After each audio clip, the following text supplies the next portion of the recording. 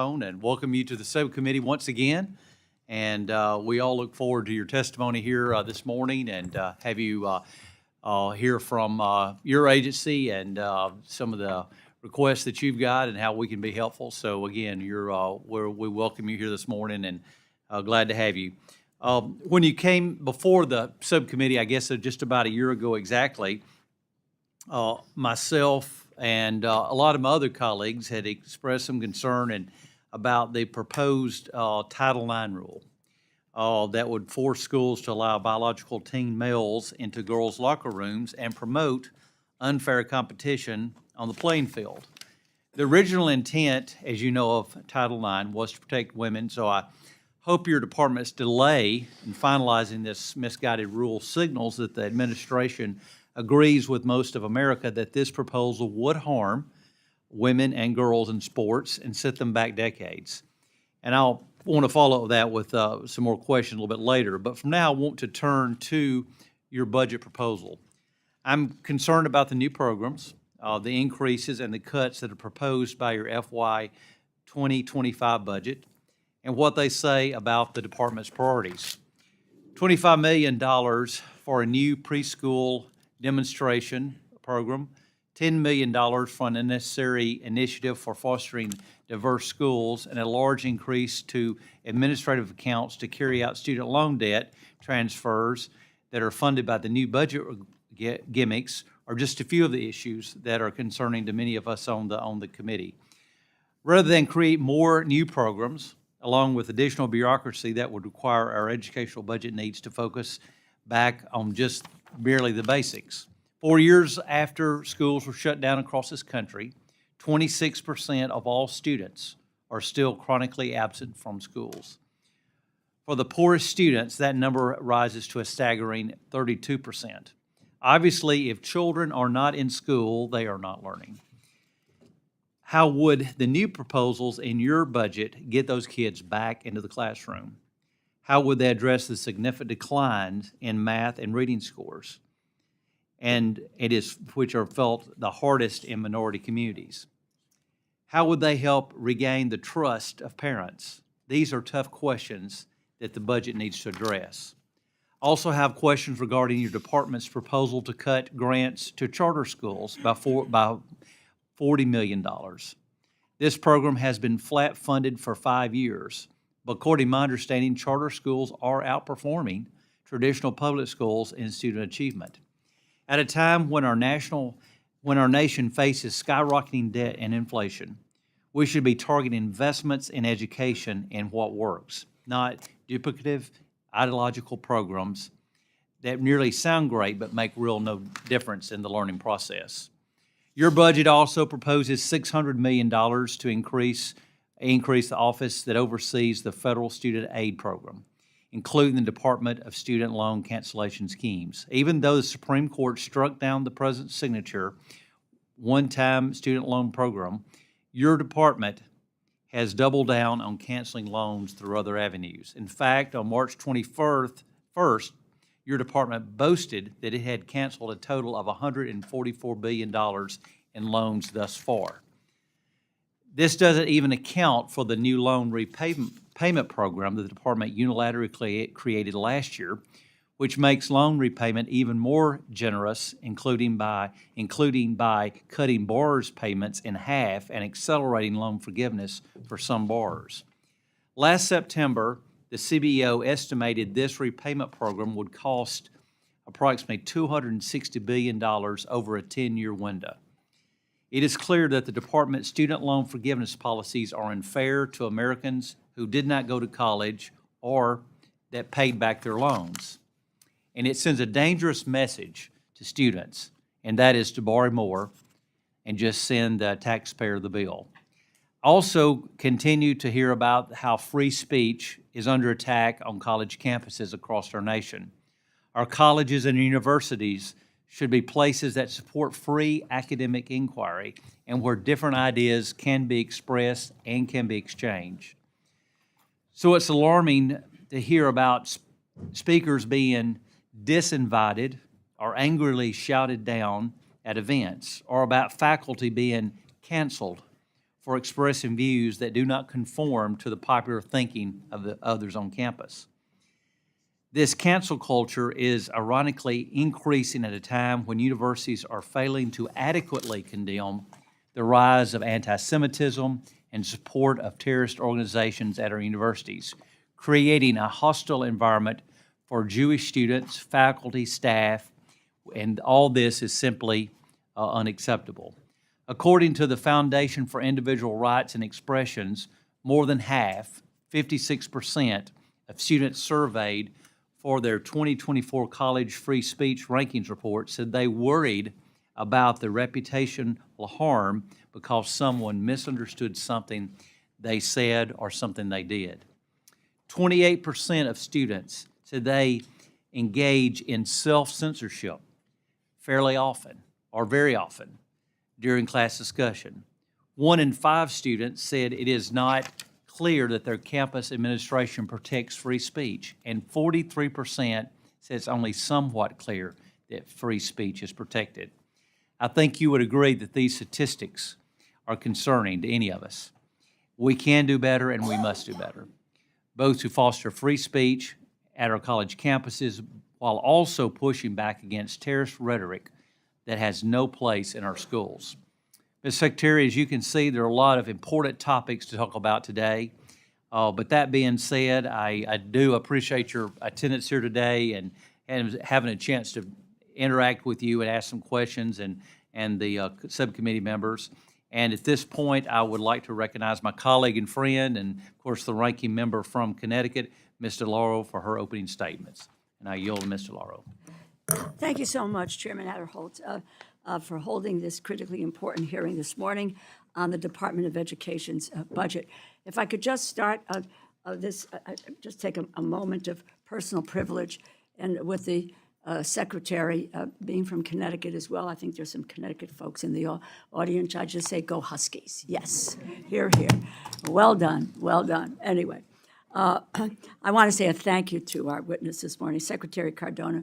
Thank you for appearing here, but thank you for your lifetime's work and your public service.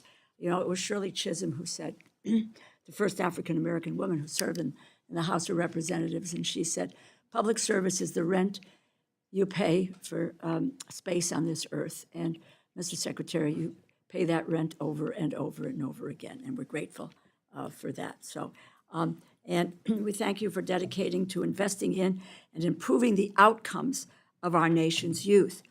When Secretary Cardona and President Biden took office over 3 years ago, students and families were facing unprecedented disruptions to their education. And indeed, learning loss and chronic absenteeism are still critical challenges we must work diligently to resolve. But thanks to the leadership of Secretary Cardona and President Biden and investments made by the House Appropriations Committee, schools now have essential resources to support student academic recovery, address mental health needs, and tackle nationwide teacher shortages. We increased financial aid to help students pay for college, and we invested in colleges and universities so students from diverse backgrounds all have a fair shot at a high-quality post-secondary education. Taking a look at the array of T-shirts that I see here this morning, literacy and justice for all. Amen. And thanks to the administration's historic success in canceling student loan debt, 4 million Americans living paycheck to paycheck under the weight of burdensome and oftentimes overwhelming debt are feeling major relief to their household's bottom line and helping families with the high cost of living. Students and families do not just need help to pay tuition. Housing, food, and transportation expenses are staggering. Nearly 1 in 3 college students experiences food insecurity. That means hunger. Let me translate food insecurity. They're hungry. And so any assistance that we can provide will continue to make education even more affordable and more accessible to hardworking Americans. And lest you think I made up the statistics, this is an article that appeared in the Hartford Courant in Connecticut. 1 in 3 college students can't afford food, which is a fact of life for our youngsters today. The strength of our great country and the resilience of our democracy depends on how well we prepare our next generation with the knowledge and the skills necessary to face future challenges, which is why support for high-quality, affordable education is one of our subcommittee's most solemn responsibilities. I was proud to work with Democrats and Republicans in the House and Senate to complete the work on the fiscal year 2024 Labor, Health, Human Services, and Education Funding Bill. I am proud that we protected the historic investments this subcommittee made in education programs during the first 2 years of the Biden administration. Last year, House Republicans proposed a destructive 80% cut to Title I, the cornerstone of our federal investment in public education, which would have removed 224,000 teachers from classrooms serving low-income students nationwide. We spent months communicating the devastation this would bring to urban, suburban, rural communities across our country, which is why I'm so proud that we not only beat back these cuts, but we passed a bill that increased Title I by $20 million. Despite the tight fiscal constraints that were placed on us, I was also pleased to secure a $20 million increase for IDEA grants to states to equip special educators with the tools they need to support students with disabilities. And finally, I was particularly proud to secure at least $74 million in new awards for a total funding level of over $170 million for school-based mental health grant programs that were created by this subcommittee to advance our goal of making sure every child can count on the support of a qualified mental health professional at their school.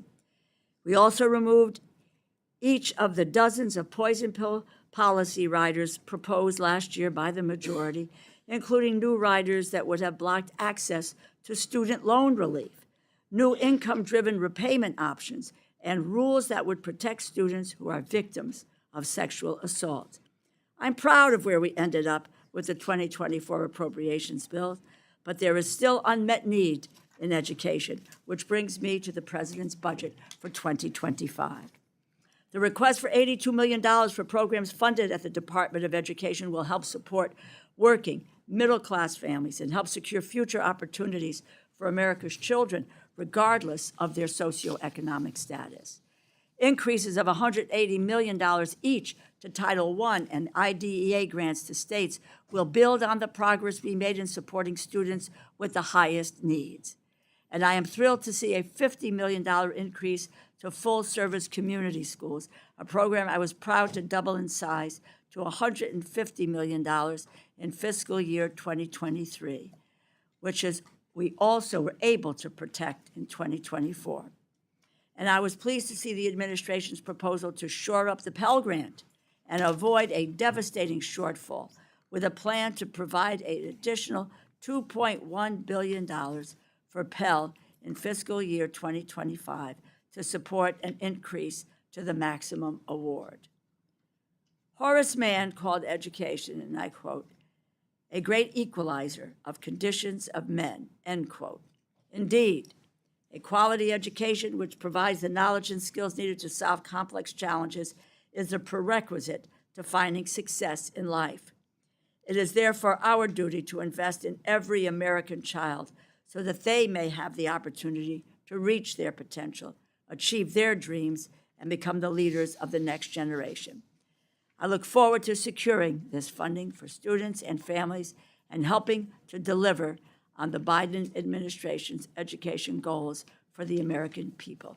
Thank you, and I yield back. Thank you, Ranking Member DeLauro. And Mr. Secretary, you have the mic. We look forward to hearing your testimony. Thank you. Chairman Nadeau, Ranking Member DeLauro, distinguished members of the committee, thank you for the opportunity to testify today on President Biden's fiscal year 2025 budget request for the United States Department of Education. I speak to you today in my capacity as Secretary of Education, but I also look at this budget as a lifelong educator, and especially as a father of a son in college now and a daughter in her final year of high school. In that spirit, that I come here today to discuss a budget that is not only about our priorities at the Department of Education, but about what we're hearing directly from parents and others all over this country, in red and blue states alike, about where we have common ground when it comes to our hopes for our children. I'm also here today because education opened doors for me as it did for many of us. At its best, public education is the great equalizer, putting opportunity within reach for all Americans.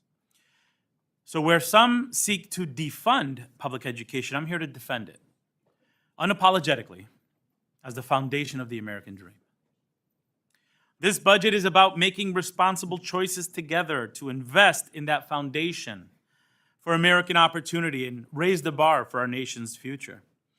It's about the responsible choice to continue to sustain our nation's academic recovery from the impacts of the pandemic through $82.4 billion in calculated investments to accelerate learning and success, instead of minimizing support at a very crucial time for our students to regain lost ground.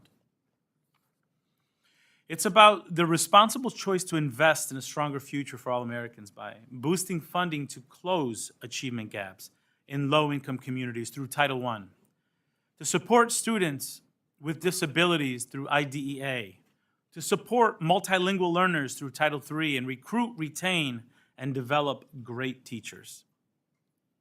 It's about the responsible choice to invest in safer schools and the mental health of our students by making more funding available for more school counselors and mental health professionals and more full-service community schools.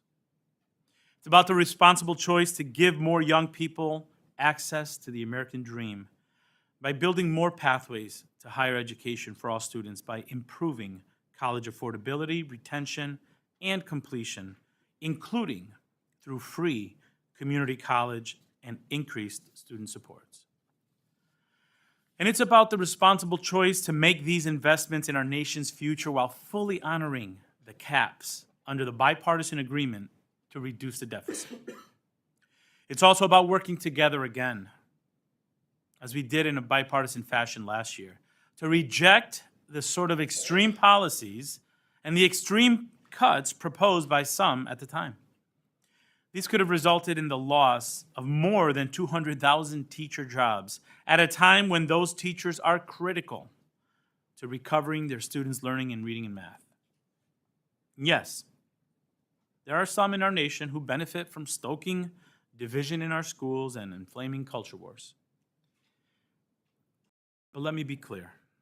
My purpose here today is to propose a budget that helps protect and support all of our nation's students, instead of creating a spectacle for the benefit of the media or provoking divisions that aim to bring attention to some but do nothing to help our young people succeed.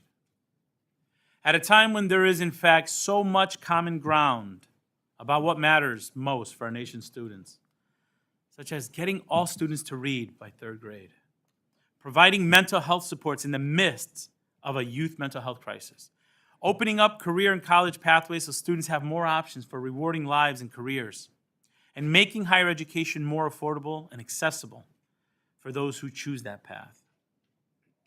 I know we can and we will prioritize results over rhetoric. We can raise the bar for our nation together. I look forward to working with you to do so. Thank you.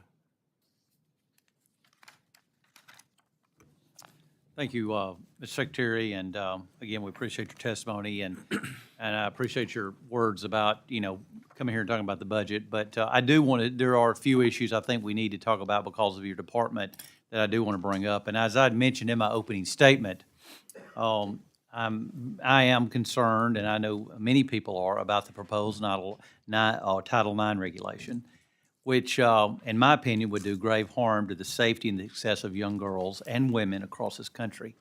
Particularly, I'm worried about how this could impact girls in elementary school, for whom these school years are crucial for physical and mental development and building confidence. Under these proposed rules, as you've laid out, the elementary age students would generally be able to participate on school sports teams consistent with their gender identity. And that would mean that a sixth grade boy who simply identifies as a girl could play on the same basketball team as young girls. My question would, when can we expect the department to finalize the Title IX rule? Thank you, Chair Adderhall, for the question. We know this is a very important issue and important question that many have opined on. We've received over 150,000 comments, and we are working vigorously to move forward on that rule. We know it's important, and we're working hard on that. Is there things that the department is doing to ensure that a final rule would protect vulnerable young biological girls? As I said before, the safety of all students is critically important to all of us, and it's important that we work quickly on these rules, and we're working as quickly as we can. I would ask, sir, that you consider the $22 million budget increase that we have for the Office for Civil Rights to help us facilitate the work of not only writing regulation, but also investigating. Also, I mentioned in my opening statement that many of us are concerned about the pervasive cancel culture at our institutions of higher education and the chilling effect that it has had on campus free speech. According to the Foundation of Individual Rights and Expression study that I'd mentioned, students are self-censoring in the classroom and in conversations with other students. Speakers have been disinvited or angrily shouted down at events, and professors have lost their positions or suffered reputational harm for expressing their views. It's also apparent that students are not getting a consistently clear message from campus administrators regarding free speech protections. Do you think the status quo is acceptable, given how critical free speech and free inquiry is concerning higher education? Thank you. I agree with you that higher education institutions should be places where free speech is allowed. I also agree that we have to make sure we're making our campuses as safe as possible for students, and that we take concerns about safety very seriously. I recently had conversations with students at Towson University and Bowie State, talking about safety on campus, talking about making sure that they're heard. So I do take that very seriously. At the Department of Education, we've worked really hard to ensure that there's more guidance on this, and we've worked closely with university leaders to help them with resources and tools to ensure free speech and an environment where people can communicate their thoughts while also maintaining safety, which is of utmost importance. I've spoken to parents who also felt, uneasy about their children being on campus, given some of the challenges we've been hearing about on campus. But we're committed to working with you and others to make sure campuses are places of free speech, but also that they have the tools needed to protect students. Can you talk about any particular things that the department is doing to ensure this protection of free speech as it relates to colleges and universities Sure. that, of course, receive federal funding? Now, I know you mentioned you're trying, and I understand that, but are there some specific steps that y'all are looking at or that you have taken? Thank you.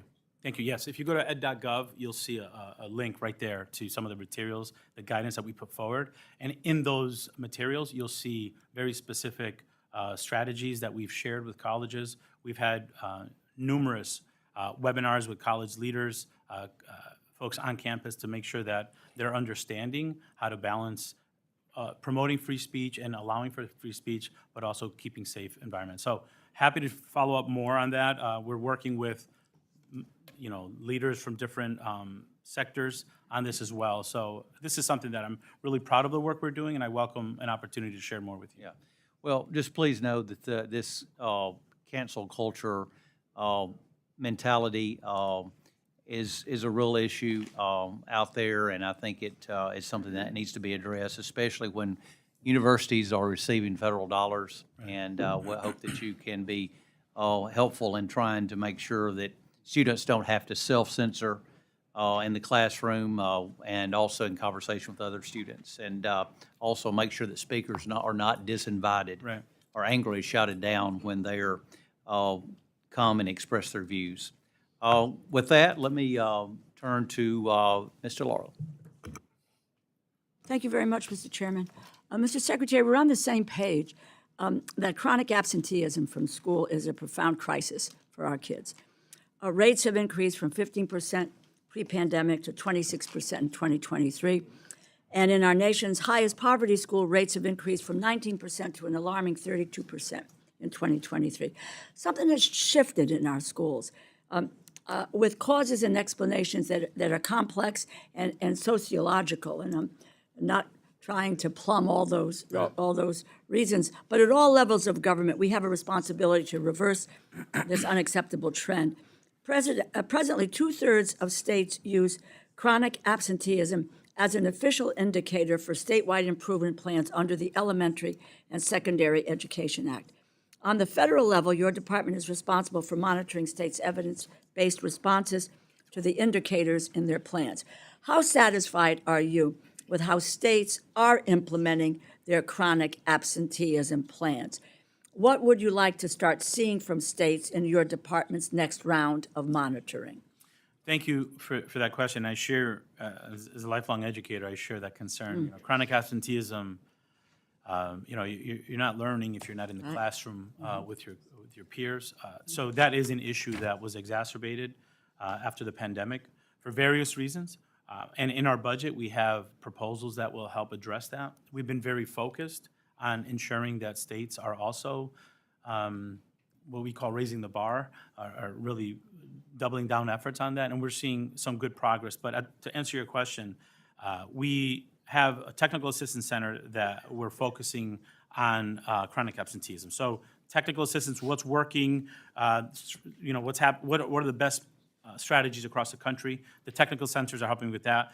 I wrote to every state education chief and asked them to take additional steps to address chronic absenteeism. We are monitoring the data more at the Department of Education regularly.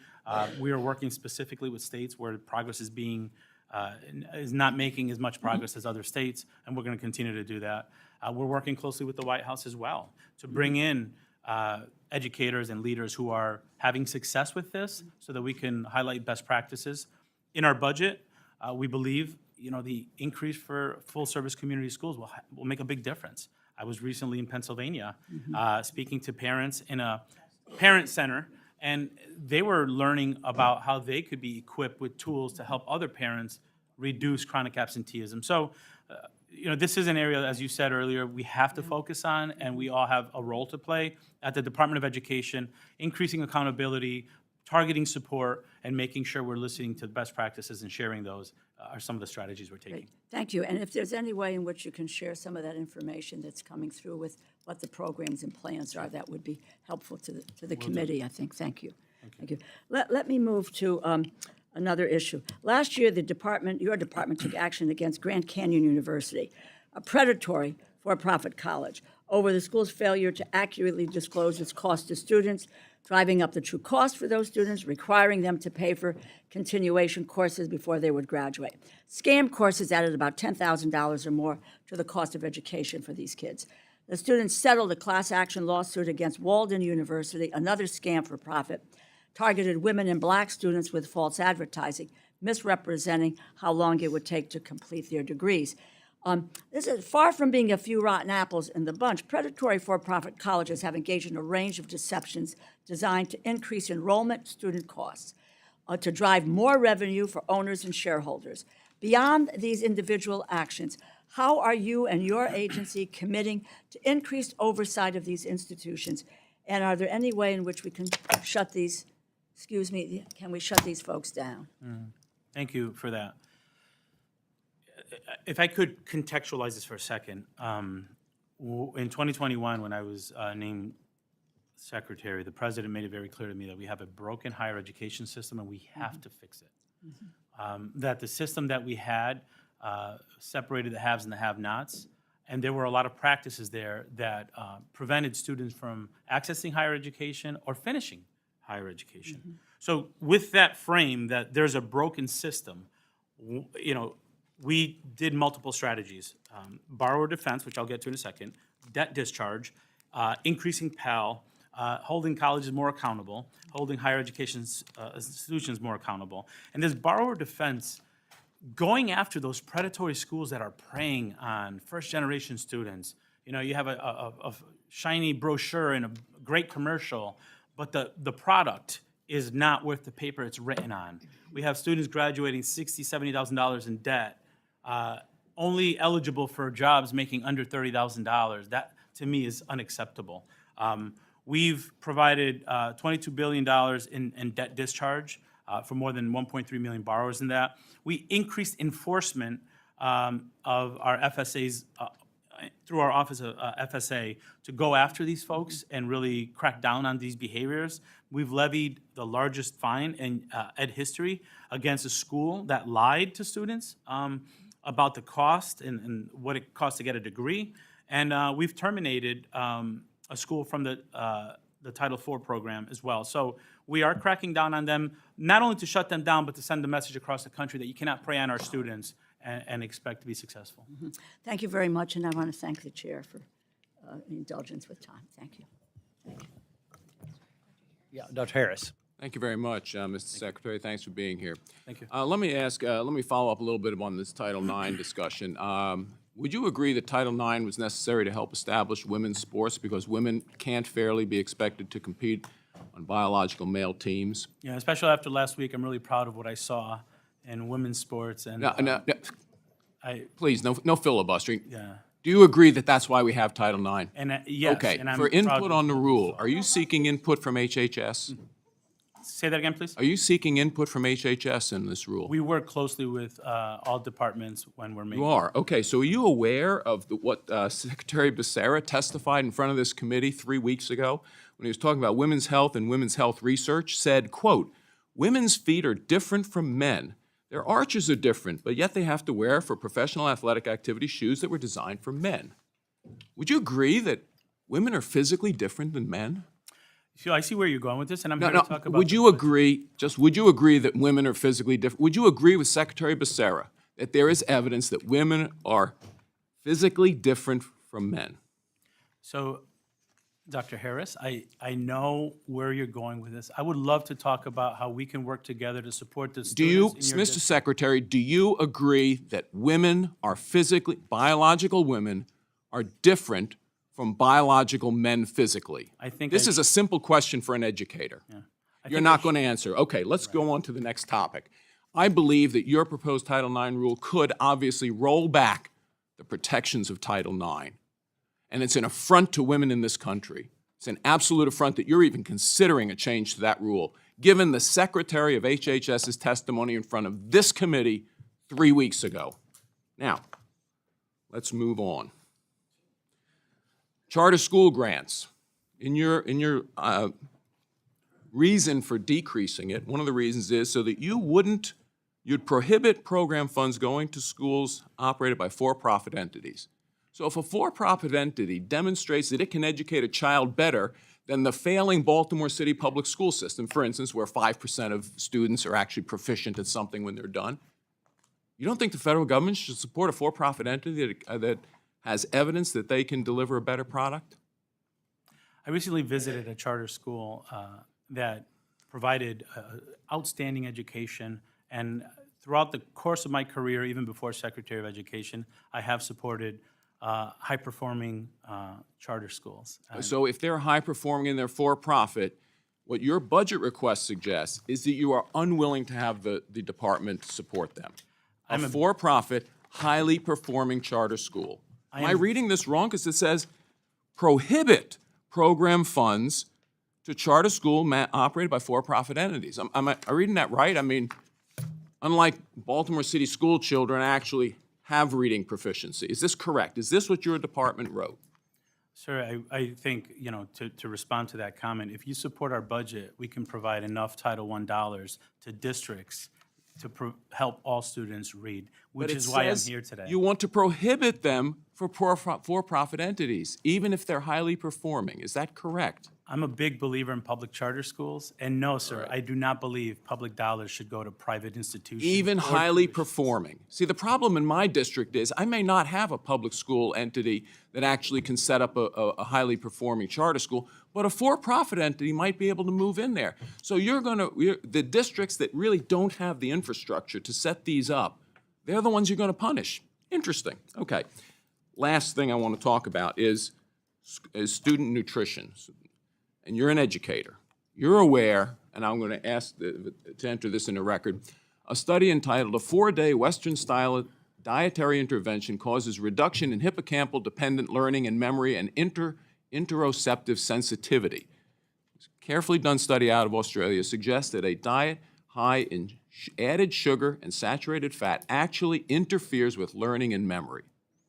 Now, given the science behind this, and we'll share this with your office to review, don't you think it's about time that we actually limit the government paying for sugary beverages on the Supplemental Nutrition Assistance Program so that we can actually help students learn better, given the science behind it?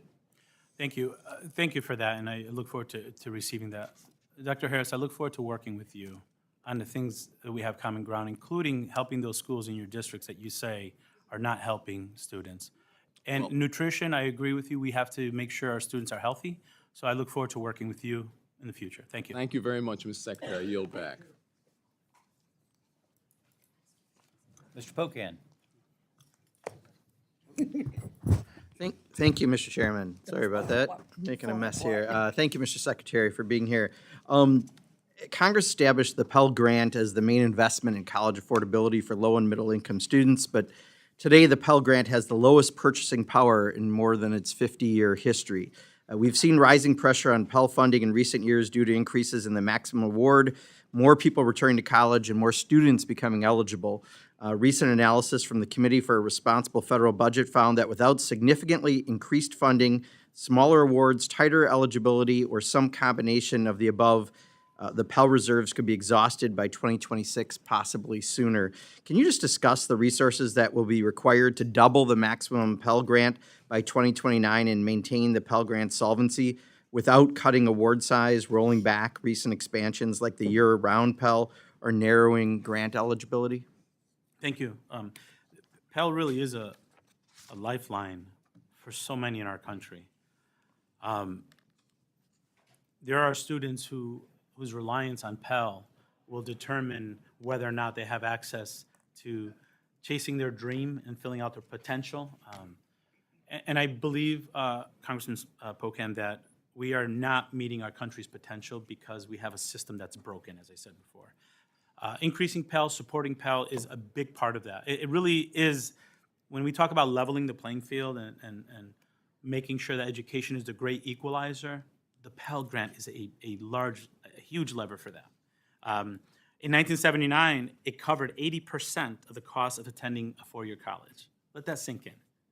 80% was covered by Pell. Today, that number is about 31%.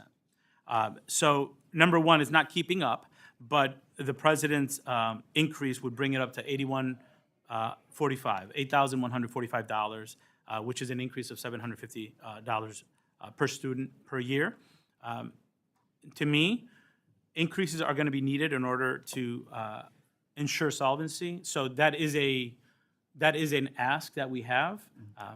I can tell you it's more, every year it's more and more important. And while we're going to work on accountability and improving the return on investment in higher education, because that's part of the broken system, we recognize that without supporting Pell, the increase in Pell, we're basically just exacerbating gaps in our country that exist now. Well, thank you. And as a Pell recipient myself, I wouldn't probably have been able to go to a public even university, much less some other universities, without that help. So I'm glad that we're doing the effort to double Pell Grants. So thank you for that. And also, just because of time, thanks for the new initiatives that you all are proposing. The president announced in my district on Monday, again, to help people who are repaying loans. I think having people automatically fall into some of the programs rather than having to apply is extremely efficient in going after those predatory colleges that took advantage of people.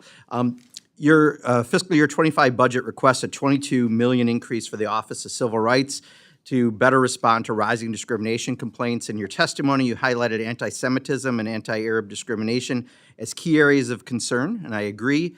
I also want to make sure we're paying close attention to the rising threats to the LGBTQI plus students and prioritizing their rights and protections as well. A recent recent Washington Post analysis found that in states with anti-LGBTQ laws, the number of hate crimes targeting those students in K-12 schools has more than quadrupled, while advocates report that calls to the LGBTQ youth crisis hotlines have exploded. Will you commit to ensuring that your efforts to address discrimination in schools will also prioritize rising threats to LGBTQI plus students? And do you believe the additional funds you've requested for OCR will be sufficient to meet this growing need? Thank you for that question, and I wholeheartedly agree with you that there's been an increase in threats and exclusionary behaviors for students who are LGBTQ, and I need those students to hear directly from me that they should come as they are, and they should feel as welcome as the next student in their school. They should feel a sense of belonging, a sense of being a part of something bigger than them in order for them to reach their potential. Again, all means all. We need to stand up for the students who are being marginalized. Look, we're asking for a $22 million increase. And this will go 90% of this will go directly towards investigations. And let me tell you, since 2009, our complaints to the Office for Civil Rights have tripled, while we've lost 58 people due to budgets. So that tells you the issue that we're dealing with here. All students deserve dignity and respect, and the Office for Civil Rights is ready. The budget proposal that we have here will really help us move forward, not only with our students who are LGBTQ, but also the rise in anti-Semitism and the rise in anti-Arab and anti-Muslim sentiment that we're seeing as well. Well, and thank you for that. And just, as rising rhetoric, even in the halls of Congress on this issue, I think the reality, I just want people to remember, is kids are getting not just beat up and threatened, but suicides are rising among youth. And it's just really important we all keep that in mind when we talk about these issues. Thank you. And I yield back, Mr. Chairman.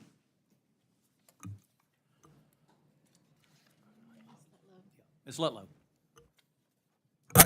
Thank you, Mr. Chairman. Thank you, Mr. Secretary, for being here with us today. Would you agree that FAFSA is one of the most important documents that a student fills out when trying to determine their college path? Absolutely. As a parent, I can tell you I've experienced the old system and the new system, and I do believe FAFSA is a very important document that students Great. can fill out. And that leads me to my second question. As a parent, you mentioned your son and daughter. As you're planning for your child, you're very curious about what financial aid will be available for your child. So you would think it would be important for parents as well. Absolutely. Okay. As a former higher education administrator myself, I know how important it is that we receive that FAFSA data in a timely manner. So you would also agree that for higher education administrators, as they're planning how many sections they're going to have, how many professors are needed for each section, that also would be very important for them as well. Absolutely. I talk to financial aid administrators daily. I spoke to one in person yesterday, and I understand the situation that they're in, and we're working with them to make sure we can support them. So as you know where I'm going with this, it's no secret that the rollout of the new FAFSA has been an absolute disaster. Multiple delays, technical issues, long processing times, and now incorrect data supplied to universities. So my question begins with this. At what point did you realize there were going to be some real problems getting the FAFSA rolled out on time, and when did you know the department was not going to meet the traditional FAFSA deadlines? Thank you. I understand the challenges that our students, our families, our universities, financial aid administrators are facing. There's nothing more important right now at the Department of Education. We're working on this around the clock because we want to make sure our students have information that they need to make informed decisions. And let me tell you, Congresswoman, 30 years ago when I was 17 and I was going to fill out the FAFSA, I knew the burden that it would put on my parents, and it was too much. Yeah. I never filled it out. Yeah. We need to move forward to a better system, Right. but we need to do it in a way that gives the students the information in a timely way. Sure. So it's my understanding that the FSA has around 1,400 career staff, known as FTEs. I read on your website that the office oversees or handles the federal student loan programs, including the FAFSA, student loan repayment, and student loan forgiveness. Is that correct, 1,400?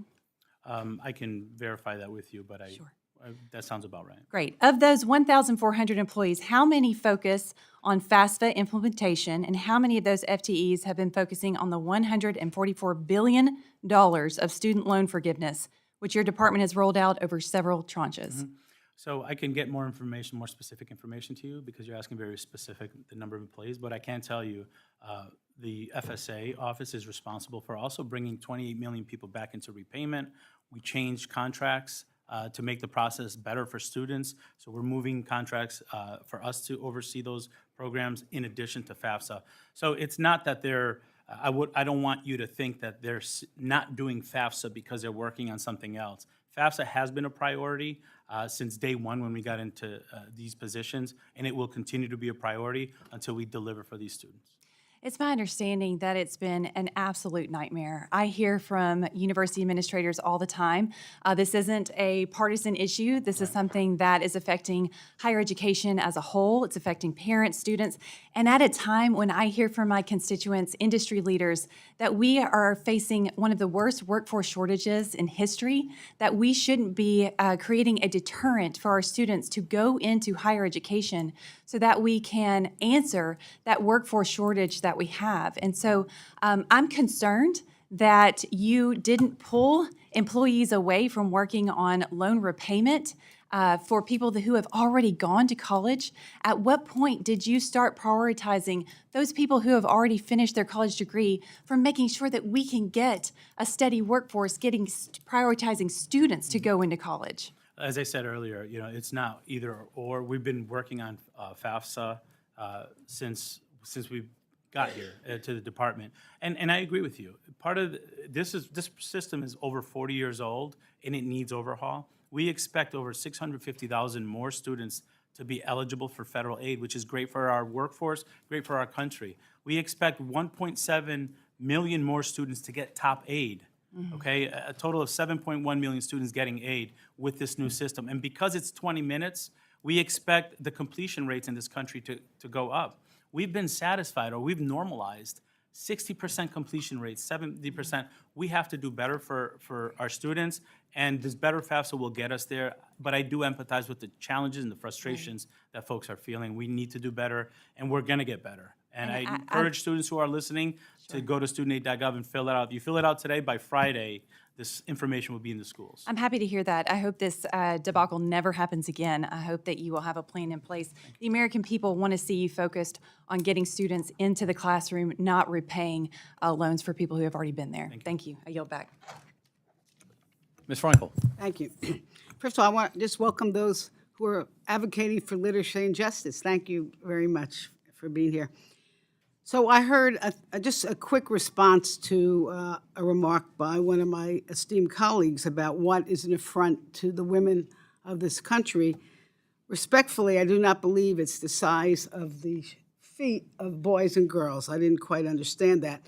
But I will tell you what is an affront. An affront is the Republican banning and restricting abortion all over this country. That is what the affront is.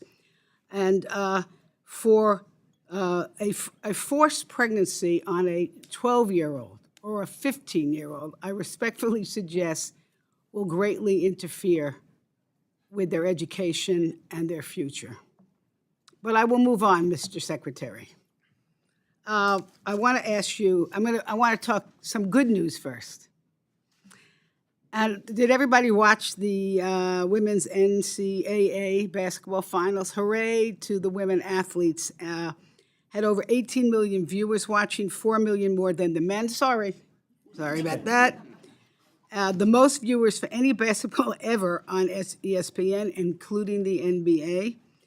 And it's predicted that this year women's sports revenues will pass $1 billion. So that is really the good news.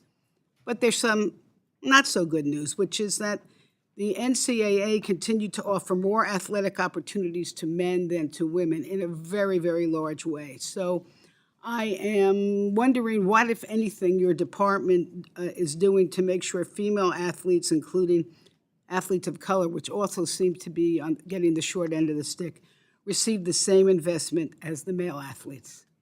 Thank you for that, and I did reflect on the NCAA tournament and the amazing work of, so many of those teams as a byproduct of the Title IX fight that has been happening in this country for many, many years.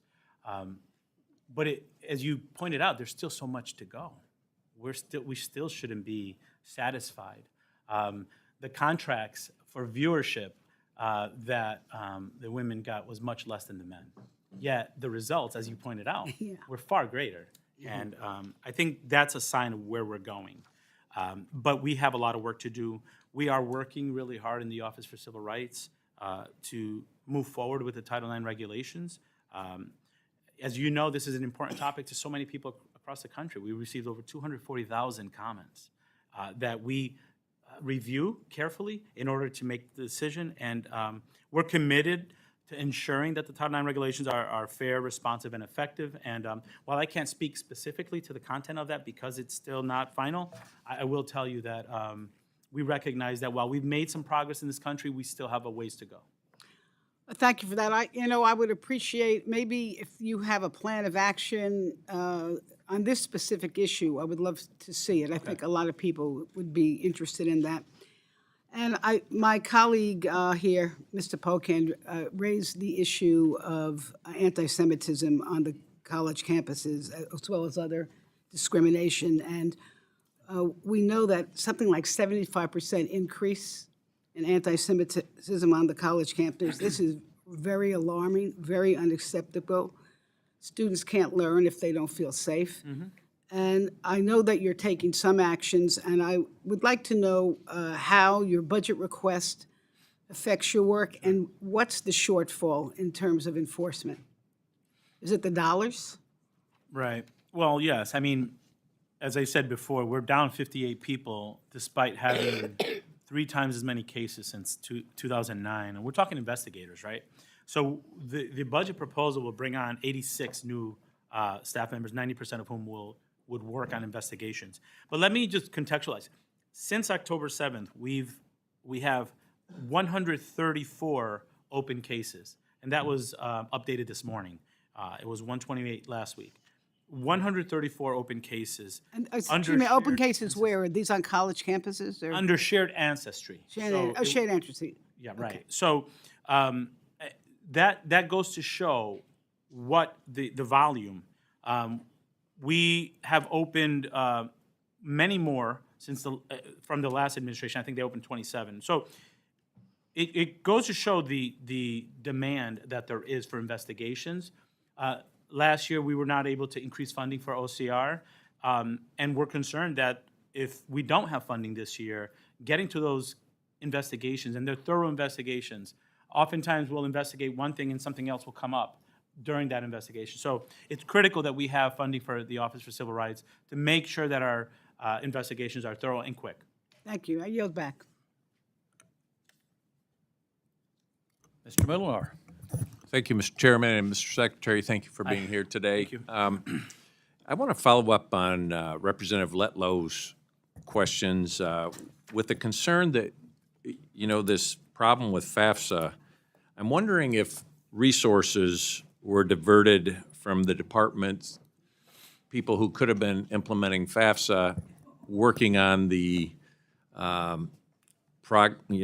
the cancellation of $144 billion in federal student loans. Can you tell me how many people were working on the canceling student loans and what resources were used in that process? Sure.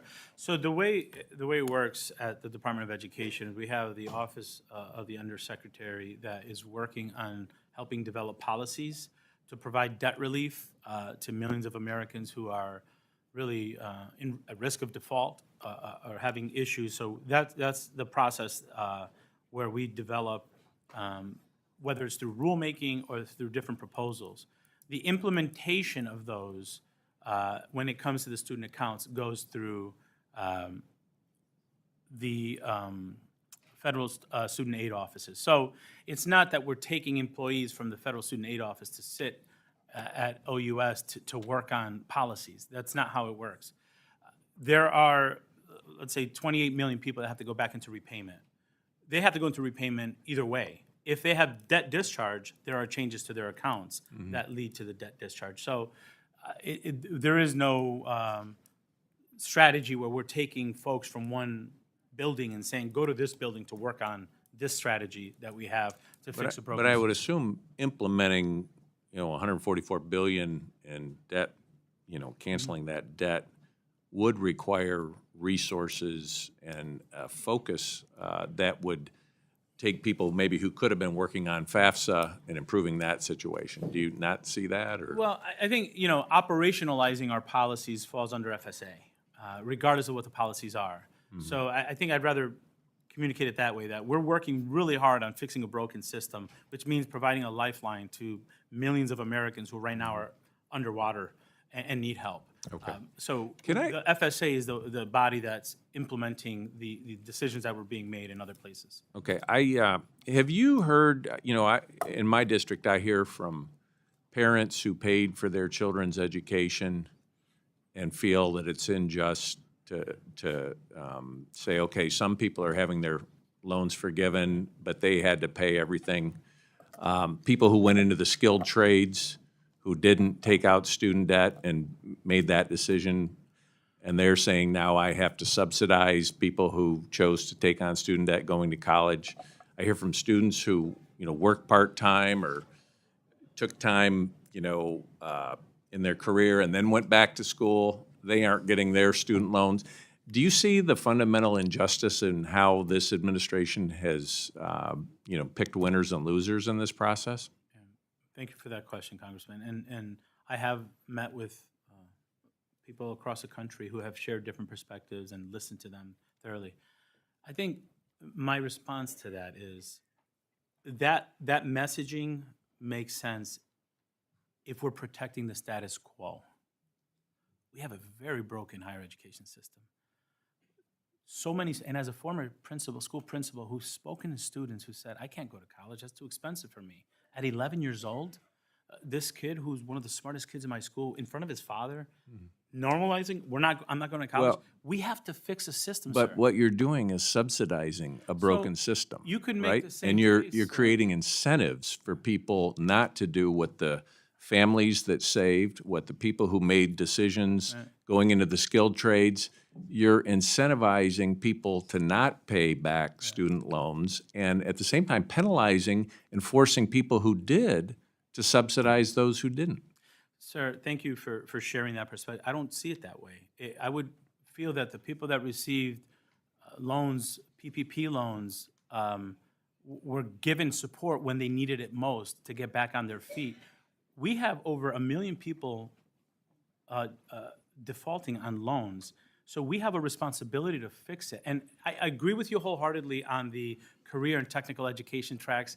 We are doing more in this administration to create pathways to trades, to make sure that all the great work of the Invest in America provisions, that we meet the moment. So I agree with you on that. And I don't see it as unfair. I see it as we're fixing something that's broken. We have better repayment plans now, so we don't have to be in the business of forgiving loans in the future. But we have an inequity that we're leveling now to get to a future that has greater accountability, higher Pell dollars, and making sure that people can pay off their loans. Well, I just want you to know, I'm hearing from parents, I'm hearing from students, I'm hearing from people who went on different tracks that they feel like it's fundamentally unfair, and I just want you to have that message. Thank you, Mr. Chairman. Thank you, Ms. Millenar. Ms. Watson-Coleman.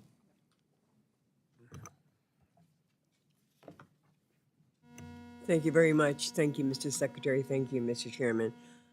Mr. Secretary, I've been doing a lot of work around mental health issues, from the very young all the way up to me.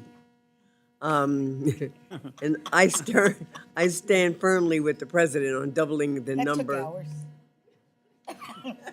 number of mental health professionals in our schools. Can you please explain to this committee how the $216 million for school safety national activities and the new $25 million investment in the fund for the improvement of post-secondary education helps us reach that goal? Well, we've seen, even prior to the pandemic, as an educator, I would categorize our mental health supports in schools as an emergency room model. We waited for the trauma to happen. We waited for the student to have an outburst, and then we approached it. And unfortunately, in many places in our country, it became discipline. It's insufficient. we are seeking to transform how we view accessing mental health in our K-12, pre-K-12 schools, in our higher education institutions. Those dollars are intended to develop proactive programming to meet the needs of learners so they can be successful in a way that's supportive. You know, students are 6 times more likely to receive mental health supports if it's offered in a school compared to if it wasn't offered in the school and they had to get it in the community. So in addition to those dollars that you're talking about, we're also proposing full-service community schools that connect with community partners and bring them into the schools. Look, we have to fundamentally change how we approach mental health supports in our schools. I believe this is one of the most purple issues that we have, and it's an opportunity for us not to go back to what it was before the pandemic. Those dollars that you made reference to will do that in higher education, because what I'm seeing, Congresswoman, is that the schools, the higher education institutions that focused on mental health, when reopening schools, did a better job reopening quickly and more safely, and kept their students greater. Higher education institutions recognize that importance, and they're moving that forward in that. So those dollars are intended to support their efforts. I'm glad to hear that. What kind of guidance are you all actually giving to make sure that these funds reach the underserved communities? Yeah, so we, you know, in 2021, the department issued guidance on mental health in schools. And it was shocking to me to learn that that was the first time mental health guidance was provided from the Department of Education, knowing that, you know, today we're in a youth mental health crisis. So since then, there have been numerous other guidance documents, technical assistance, webinars, working specifically with higher education institutions, talking about how to support. For many institutions, they're developing smaller programs to provide mental health supports. So we're working with them, sharing best practices. On our website, we have resources. We have a department whose focus is to make sure that universities have that support. And we're going to continue to do that. We recognize that this is an opportunity that we have to really shift the narrative around accessing mental health supports as we reduce the stigma that has been so prevalent in the mental health space. We have a responsibility to do better for our students, and we're taking every advantage to work with them at the ground level. Particularly in the underserved Absolutely. communities. I just want to add a comment. I want to thank you, I want to thank the president for working around as much as he can to provide as much student debt relief as he can. I don't think anybody desires to take a loan out if he or she has the financial capacity to pay for what it is that's before him or her. And so I know that this has been a very hard road to hoe, I should say, given what our colleagues on the other side of the aisle and what our unfortunate wrong-headed courts have been doing. And so I just want to say that you got a fan in me on this issue. I think this is vitally important to our communities that represent the need. Thank you. And there's so much more to do. Thank you. I yield back. Mr. Siscomani. Thank you, Mr. Chairman, and thank you, Secretary Cardona, for coming before us today to talk about the budget. I've got several questions, but I want to start off with the charter school program. And on that, in my district alone, almost 17,000 students attend charter schools, and over half of those students are minority students. And the majority of those minority students are Hispanic. Now, I understand you talked about increase in Title I funding, but this program still is still very much needed in my community. My own kids attended charter schools for the first 5 years of their schooling, the older 3. I have 6, so I have a lot to experience here. But given the popularity of the program, why does your budget propose a $40 million cut to the CSP? Thank you, Congressman. I agree that I've seen examples of charter schools that do exceptional work, public charter schools, and I visited E.L. Haynes recently, a fantastic school. To be very frank with you, the demand hasn't kept up, and I just want to remind folks, the charter school, even with the proposed $40 million cut there, the charter school competitive grant is still the largest pre-K-12 grant that we have at the Department of Education. The demand has really diminished. So in keeping with the Fiscal Responsibility Act, that's a concern that we Well, have. let me jump in here because, when you look at you talk about the size of the budget, less than 1% of K through 12, of the K through 12 federal spending is on charter schools. So that's a very low number based on the demand that I see in my district. Now, you talk about, the demand. So let me say this respectfully from the meetings that I have with educators, with parents of kids that my kids went to school with, it's evident to me that the slow spending is not due to the lack of interest in applying, but rather the burdensome regulations your department has put on this program. I've heard that from many people. Like I said, educators, teachers, those that are trying to start charter schools, the regulations and the just the burdensome toll of people trying to start these schools is incredible. So charter school leaders have told me that the wait times and the red tape that exists when applying for the programs make many give up on the application process entirely. And I've seen that happen with people that I personally know. So rather than suggesting a cut in the program, I would suggest you meet with charter school leaders about the current difficulties they're facing when applying to this program. You mentioned you visited a school recently. From what I saw in the reports, I think you've visited a couple of them. But there are a lot of great examples out there, and my state included. I would personally invite you to come to Arizona, and I can show you some of the best charter schools that you'll see in the country that do this work, that are high performing, that are working for our students. And let me tell you something, in mostly all of them, there is a waiting list. Yeah. So I respectfully disagree with the fact that there isn't a demand. There's actually more demand than there's even being able to be met with. And the majority of the charter schools, at least in my district, are in the K-8 section. There are very few high schools. So students, after they go through a charter school life experience, then they're left with very little options at the end in high school. That's at least the story in my district. So I want to push back on that a little bit and say the demand is there.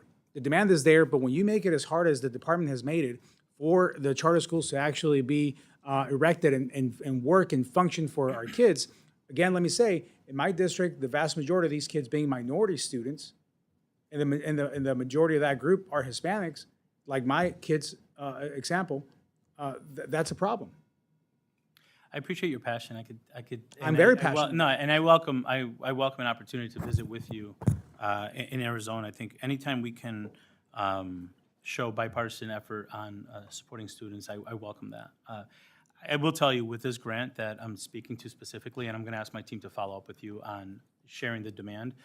With regard to the notion of making it difficult, look, we've increased accountability across the board, all schools.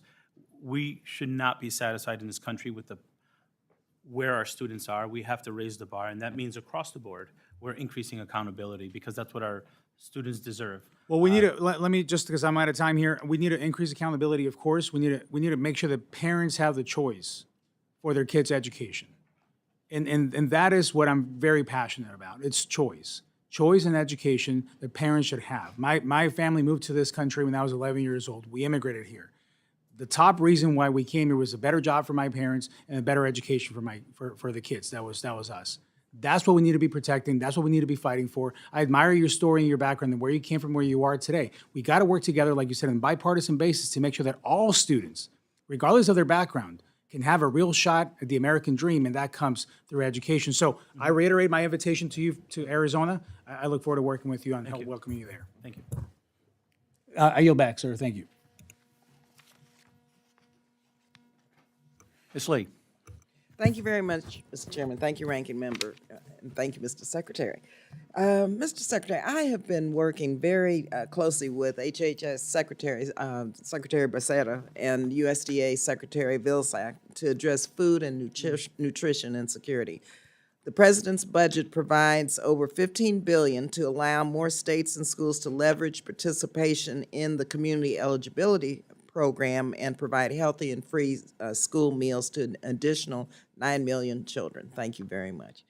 Can you provide me with just a bit more in terms of the details of the coordination efforts between the Department of Education, the Department of Health and Human Services, and the U.S. Department of Agriculture regarding food and nutrition insecurity in schools? I'm really pleased that the coordination is there, but want to see how seamless this coordination will be. Thank you. And let me just drill it down a little bit if I could. I come from a district that has that benefit, right? The community benefit.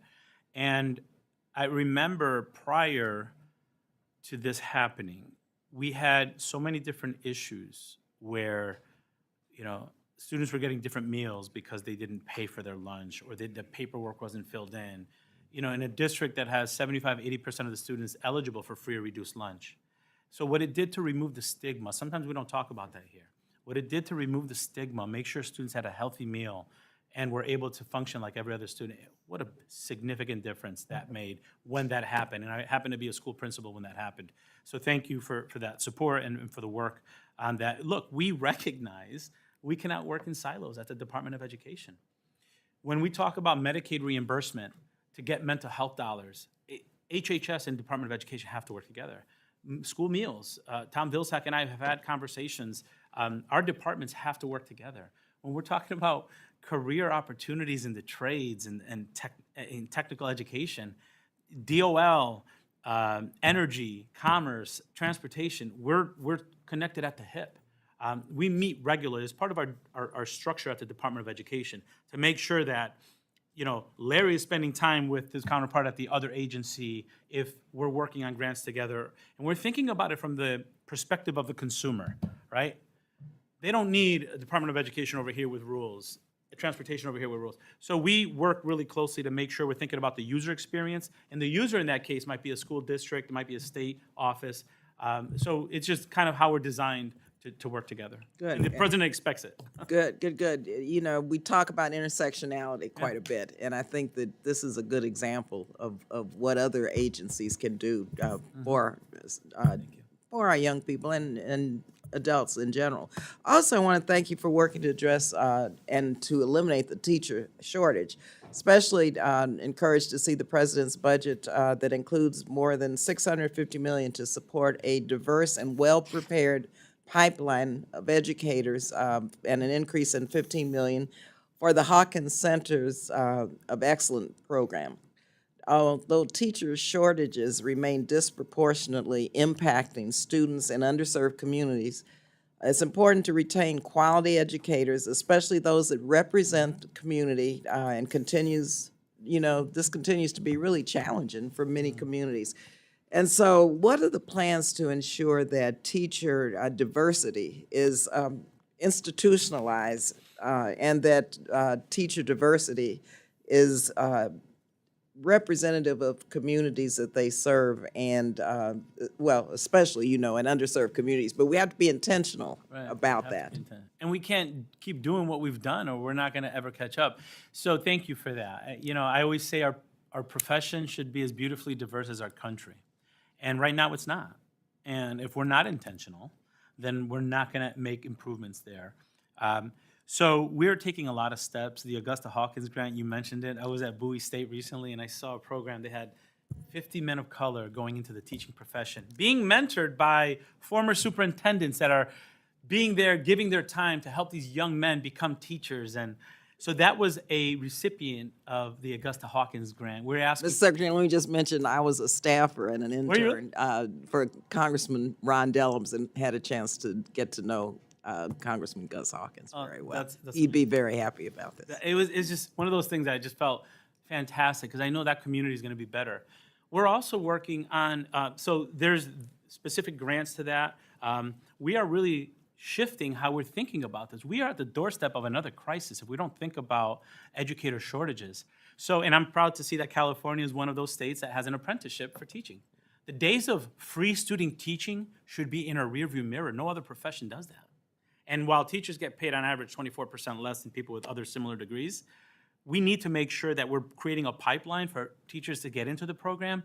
And then this is why, when some people talk about student debt relief as something negative, we are fixing a bipartisan bill in 2007, the Public Service Loan Forgiveness Program, to provide debt relief to educators because they chose teaching not to become rich, to help their community.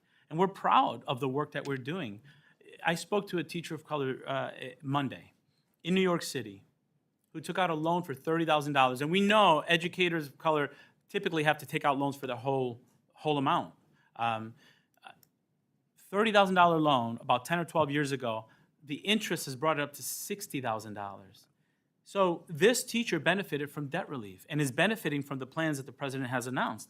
So for me, this is how we also help maintain teachers of color in our profession. We have to make sure that we're increasing salary, creating good working conditions, being intentional about recruiting and creating pathways and apprenticeships.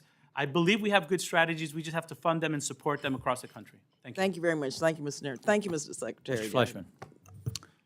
Thank you, Mr. Chairman. Good morning, Secretary Cardona. Thank you for being before us today. Mr. Secretary, it has been brought to my attention that the department is attempting to significantly alter a program that allows college students to receive their educational materials at below market rates and before the first day of class. Additionally, since 2016, data from College Board has demonstrated prices for educational materials for college students has decreased by over 40%, which indicates to me that these affordable access programs are working. My understanding is that the department will force these programs to operate in an opt-in manner, which will likely decrease the effectiveness of the programs. So my question, sir, has the department conducted any studies to determine if these programs are sustainable under a proposed opt-in method, and if the current benefits to students would be preserved in an opt-in system? If not, would you commit to doing so before promulgating these regulations? And I thank you. Thank you, Congressman, for raising that and for sharing your perspective on that. We have spoken to many college leaders and heard different perspectives on that. We've heard from families as well. And I know we're in that rulemaking process, which prevents me to go any deeper in that, but I will go back to my team and see if there's any studies, as you mentioned, that we've referenced, and I'll have my team follow up with you on that important issue. Thank you. Thank you, Mr. Secretary. Mr. Chairman, I'll yield back. Mr. Hoyer.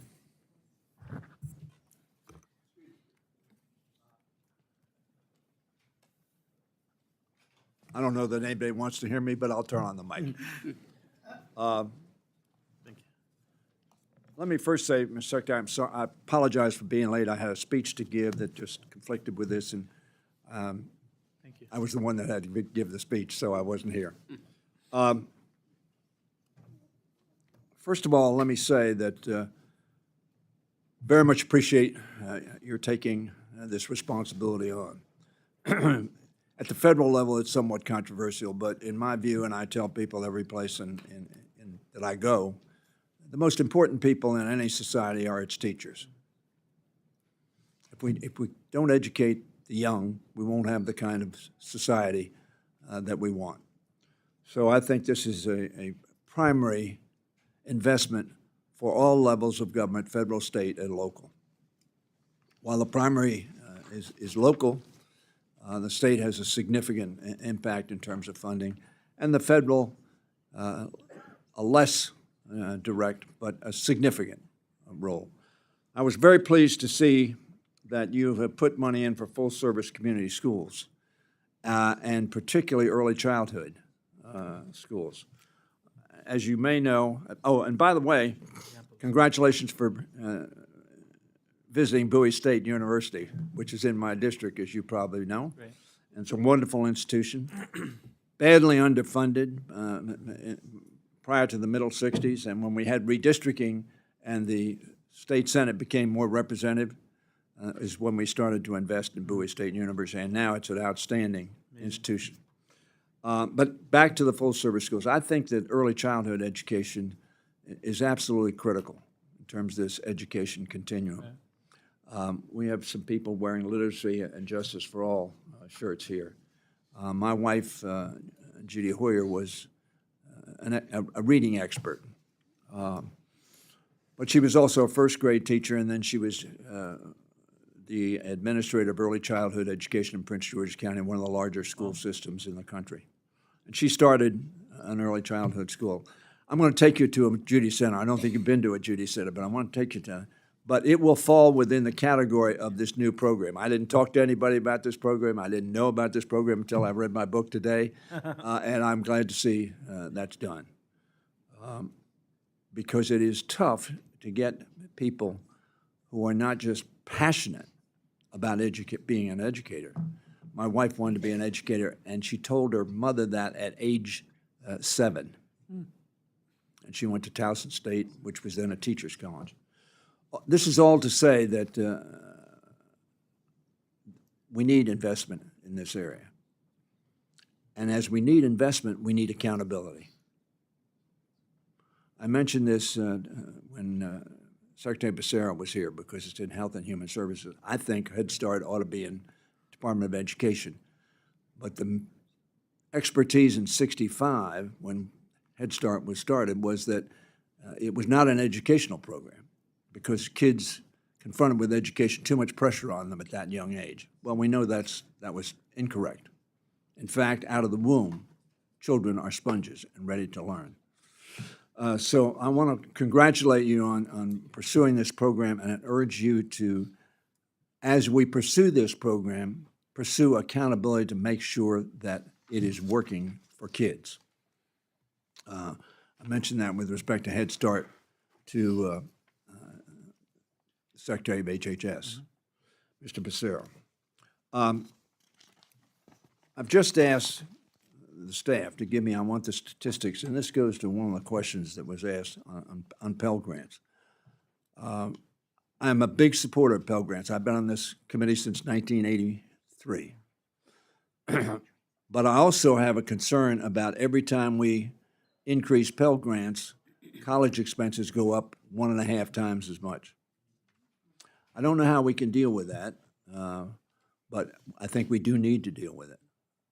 And so I would urge you to do that. That's not a question, but I also want to, Ms. Frankel, I understand, asked the question about anti-Semitism. Anti-Semitism is a cancer on the international global community now, increasing at a faster rate than any time since World War II.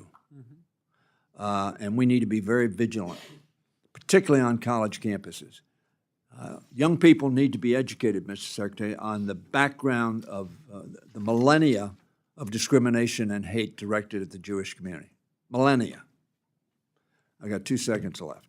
So I haven't asked you a question, but I do want to raise those 2 issues, 3 issues in particular, that I would ask you to direct you and your staff to focus on, and I'll follow up on all 3. Thank you. Thank you. Thank you, Mr. Chairman. Thank you, Ms. Hoyer. Mr. Clyde. Thank you, Chairman Adderholt, for holding this hearing today. In recent years, we have seen a drastic increase in radical gender ideology being promoted and pushed by government bureaucrats and educators through school curriculums. Pseudoscientists are attempting to redefine gender to include an individual's feelings rather than focus on their biological sex at birth. And our nation's top executive branch officials cannot clearly define what a woman is. So, Mr. Secretary, I'm sure you remember that in our last hearing last year, I gave you an opportunity to answer that question, and I'll give you a second chance. Can you define what a woman is? And I'll respond, Congressman Klein, the way I did last year. I'm here to talk about the budget and how to support the students in your district. Well, I think it's very important that you determine, that you know how to define a woman. As Ms. Frankel mentioned over there, she wanted to be sure that women had their fair share of funding. If you can't define what a woman is, how in the world can you determine that they get their fair share of funding? If you cannot understand and clearly define what a woman is, how can you make rules that protect women's rights? You can't. So I would ask you to please respect this committee and the U.S. Congress by answering my question. I respect your role. I respect this committee, and I said I'm here to talk about the budget, and if you have a question about the budget, I'd be happy to respond. I'm asking you a question, and you're refusing to answer. Be happy to respond to questions about the budget, which is why I'm here. You're here to answer whatever questions I want to ask of you, and this question directly correlates to the budget. We are asking for a $22 million increase for the Office for Civil Rights so that we can... That's not my question. My question is, can you define a woman? As I said earlier, All right. I am not interested Okay, in so you're getting not into interested in respecting the This question is of a member of Congress. content. All right. Your answer is cagey, evasive, and reveals to me that you have an inability to serve and protect the interests of young women, especially women athletes in this country. Female athletes are having their safety and rights violated by biological males competing in women's sports, and as a result, our nation's women and young girls are suffering the consequences. Yet, despite the grave need for protections to cover female athletes, the Department of Education is moving to eradicate these protections by redefining gender in clear contradiction to biology through its proposed Title IX rulemaking. Mr. Secretary, I hope you realize this proposed rule unilaterally forces schools to allow biological males to participate in women's athletics, thereby threatening to withhold federal assistance from schools across the nation, assistance that is currently used to benefit all students, I might add. So, do you think a woman's safety is in jeopardy by allowing biological males who claim to be women to compete in women's sports? All students should feel welcome and connected to our schools, and the protection of students is something we take very seriously. We are, as you know, in rulemaking process for Title IX. I can't get into specifics on what our proposal will be.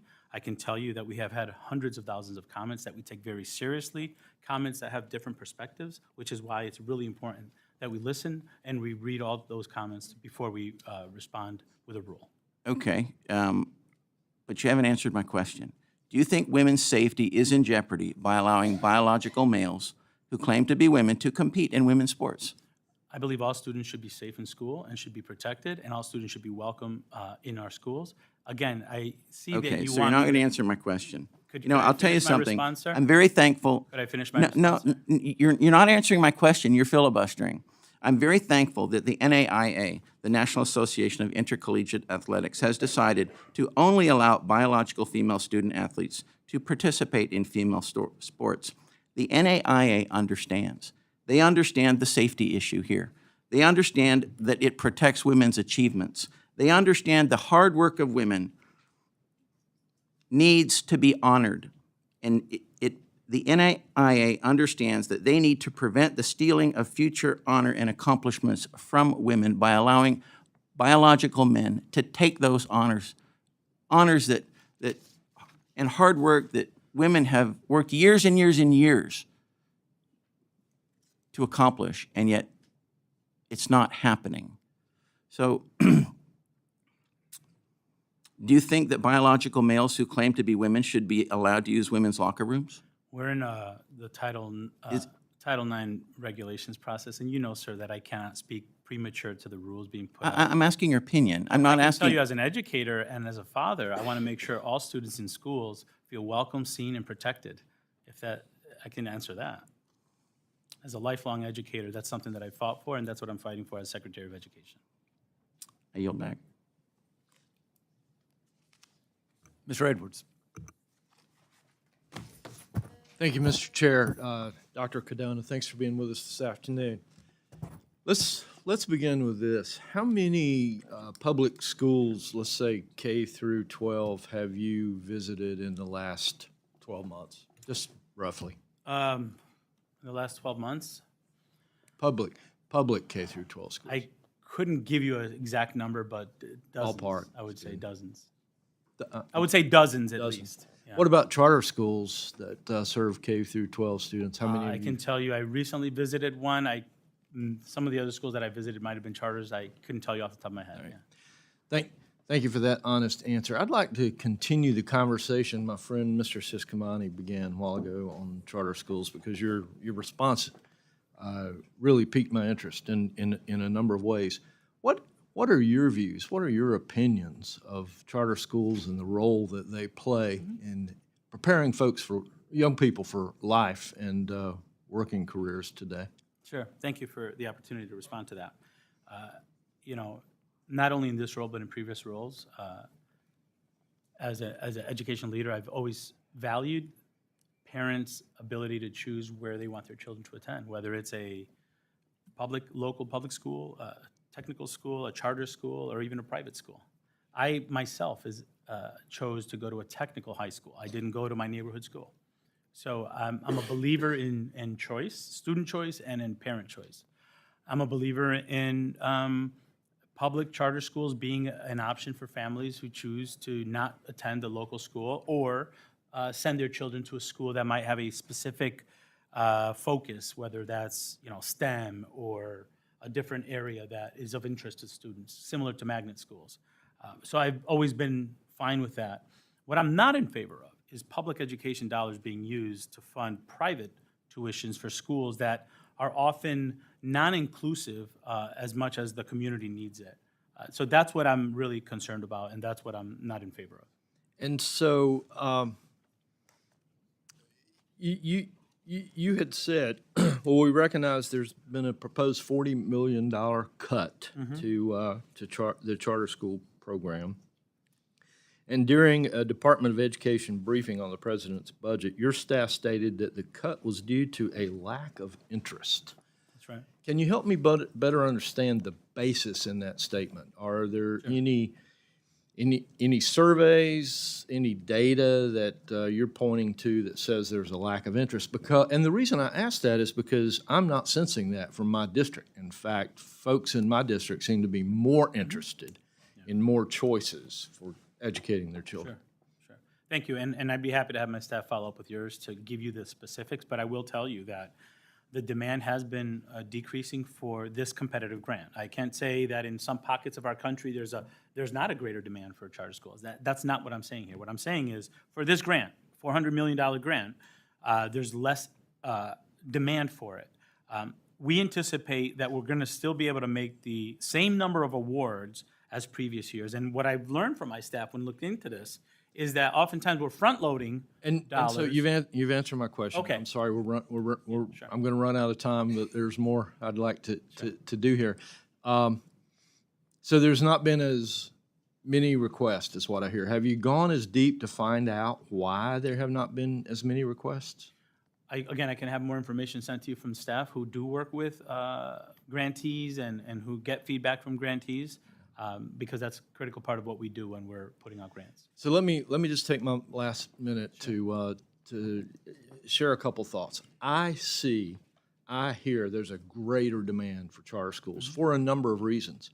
And I'd suggest, and I'm anxious to see the data that you're going to provide to this committee, there may be a lot of other reasons that there's not a request for as many grants. One is a 107-page application, which I think speaks to Mr. Siscomani's point about regulation and the difficulty.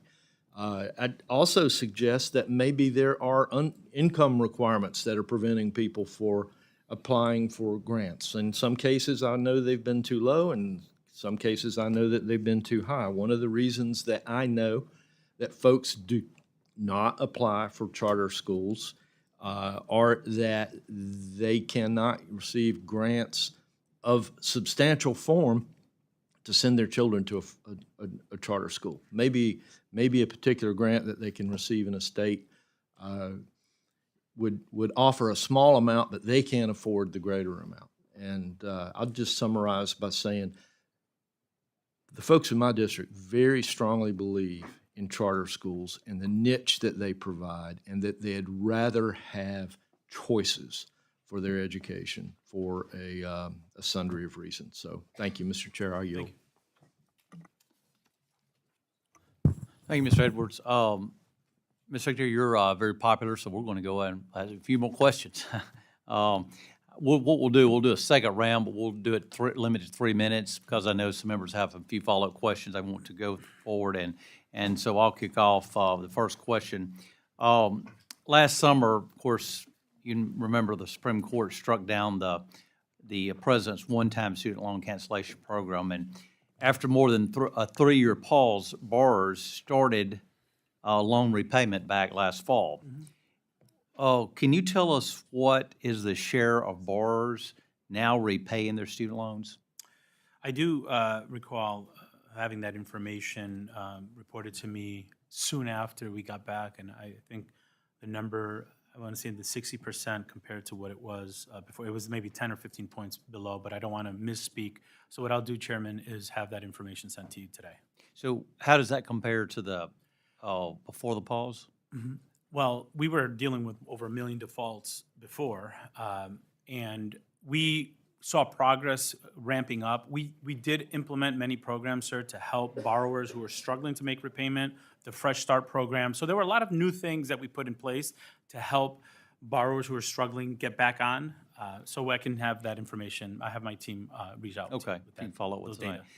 And as I mentioned, the department has touted that the Biden administration has found ways to cancel $144 billion in student loans. The department is also pursuing debt cancellation through a negotiated rulemaking process that has created a one-year, quote, transition period during which borrowers won't face consequences like negative credit reporting if they don't make the repayments.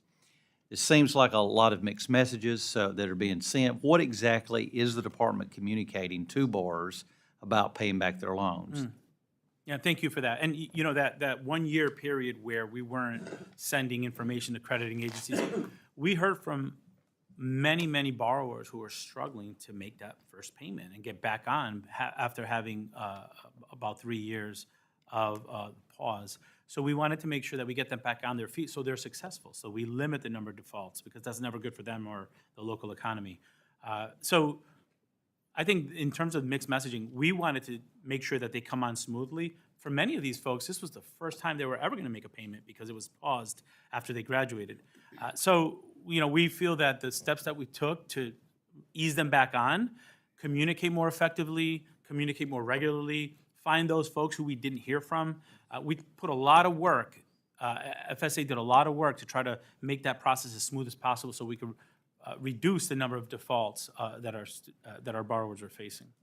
Well, wouldn't you think that the department's repeated promises of debt cancellation affect a borrower's interest in repaying their loans, as well as the decision of current students about how much to borrow? No, that's a fair question. And to be very frank, part of our communication was you have to restart payments.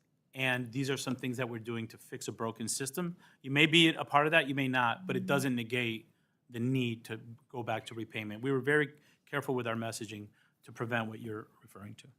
Thank you. Thank you. Mr. Laurel.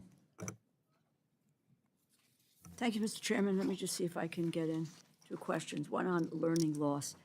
The committee, the Democrats worked with the president and with you, $130 billion to K through 12 schools in the American Rescue Plan, 20% to deal with learning loss. Recovering from the pandemic, it has been a struggle. Recovery is underway between spring of 2022, 2023. Students nationwide recovered 1/3 of their learning loss in math, 1/4 of their losses in reading. We need to continue on. But the strategy is ensuring states and districts focus like a laser on evidence-based responses to learning loss. One question, can you describe how your department is driving this important work across the country dealing with learning loss? In terms of the public service loan forgiveness program, we know that prior to the Biden administration, the program was broken. 7,000 borrowers have ever received forgiveness. This deals with teacher shortage. The question is, there have been improvements made. $62.5 billion in student debt has been canceled for 871,000 borrowers. The improvements to the PSLF have been essential in helping us to retain a top-notch public service. How is your department streamlining the experience for borrowers participating in PSLF? Thank you. So, look, we should be just as concerned about our literacy rates, our math rates, as we were, when the pandemic hit. Right. We are seeing recovery with the American Rescue Plan. We recovered 1/3 of the pandemic era learning loss in math, 1/4 in reading. Math, twice as much growth last year. Reading, 5 times as much growth. I'm not proud of where we are, but I just want to paint the picture that the American Rescue Plan dollars, focused money on achievement gaps is critical. The gains for black students from 22 to 23 were greater than any year since 2009. Okay? We need to continue to invest in the strategies that work, and we're going to continue pushing Title I. That's why we're pushing that. Moving to PSLF, look, the president announced Monday, we're talking about teachers, nurses, veterans, police officers, firefighters who are choosing to go into public service. And talk about barriers, we need to remove barriers. My mentality is we should be going to them, telling them, You worked for 10 years, you've paid your loans for 10 years, you're done. These are public servants that choose to make the community better. So we're trying to streamline the process that way, but as you noted, $62 billion in debt relief. It went from 7,000 people in the 4 years in the last administration to over 840,000 in 3 years with us. We're committed to fixing a broken system. PSLF is a good example of that. Look forward to working with you offline on what the progress is on learning loss, because I think that's information that needs to Absolutely. get out, and how successful the PSLF program has been. Thank you. Absolutely. Thank you, Mr. Chair. Dr. Harris. Thank you very much. Just two quick things. First of all, just to follow up on the Title IX, the NAIA just announced this policy that is not going to allow males to participate in female sports, biological males participate in female sports. And they're numerous. I mean, I think there are over 200 NAIA colleges. Your Title IX rule doesn't in any way threaten their ability to cooperate with federal funding, would it? So thank you for that question. Congressman Clyde mentioned that earlier as well. As I said before, I'm not sure if I said it when you were asking questions, but we are in the regulation process, which we have, just for athletics alone, over 150,000 comments that we're going to review carefully before we come up with a proposed rule. So for me to be speaking about that, on what impact it would have on the recent rule you made reference to, would be premature. So, but you're telling me the department, I mean, that's within the range of consideration to basically educationally defund at the federal level institutions that wouldn't cooperate with your mandate to allow men to participate in women's sports? I mean, that's within the range of something you're considering, or that's off the table? Is your question that whether the announcement that you made reference to this week Yes. would impact how our Title IX regulations No, would could roll that out? potentially threaten their ability to participate in federal education funding, such as student loans, Pell Grants, things like I that? see what you're saying. So again, as I said earlier, we are committed to moving quickly on our Title IX regulation. And for me to comment on a regulation that's still in process when we have the process, we have to go through that. For me to talk about it before it's out would be premature, and I wouldn't want to do a disservice to the thorough work that we have to do to read through the comments and consider them before making a decision. Sure. I would just hope that the administration doesn't defund hundreds of colleges because they think that biological men shouldn't participate in sports with biological women. I mean, I just hope that, but I'm only one of 150,000 comments, I guess. Serious subject. Many universities, including the University of Maryland, is considering a BDS sanction policy. Is the department willing to stand up for our allies in Israel and limit educational funding to those universities that implement BDS sanctions? We take anti-Semitism, anti-Arab, anti-Muslim comments very seriously. We take what's happening on our college campuses very seriously, which is why since October 7th, we've done more than any other administration, not only to provide open investigations of these issues or investigations from the Office for Civil Rights, but we've done a lot to make resources available to college leaders, to families, ensuring that freedom of speech and safety can coexist on college campuses. Do you consider BDS policies to be anti-Semitic? Without looking at a BDS policy in front of me, I don't want to make a comment on something that I haven't reviewed, and I think. Thank you very much. I yield back. Ms. Frankel. Thank you. Well, with all due respect to my colleagues' concern about the men and the women's sports, which I think is probably not a really big issue in this country, but here's something that you should be concerned about, which the rights and girls of women and girls to have reproductive freedom. I said it again, I'm going to say it again. Since the overturning of Roe v. Wade, 1/3 of women in this country of reproductive age have lost access to legal abortion. That's about 25 million women. So I would respectfully suggest, if you really care about girls and women, care about their access to be fully in charge of their health care and their future. Now, with that said, I do have a question, Mr. Secretary, and this is about book banning.